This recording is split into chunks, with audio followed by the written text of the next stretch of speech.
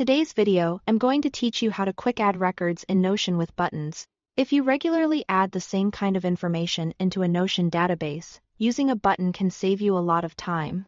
Instead of manually creating a new entry and filling out the same fields over and over again, you can set up a button that does most of the work for you.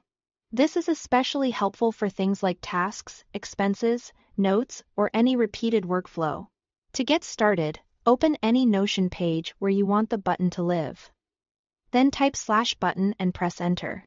This creates a new button block that you can customize. Think of this as a shortcut that will trigger a small automation directly inside your workspace. Next, give the button a clear and practical name. You want the label to instantly tell you what the button does.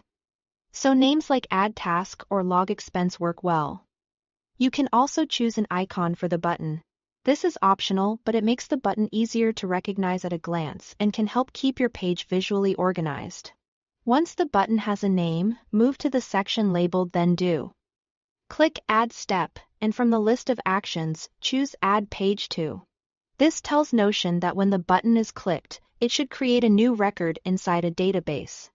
Search for the correct database and select it. This is an important step because the button needs to know exactly where the new record should go. If you want to make the process even faster, you can configure pre-filled properties. Inside the button settings, click Edit Property and choose any values you want Notion to set automatically. For example, you might set a date property to today, or set a status property to not started. This is optional, but it's one of the best ways to reduce repetitive data entry and keep your records consistent. You can also set the new record to open automatically after it's created. To do that, add a second step. Choose Open Page and then select the New Page Added option.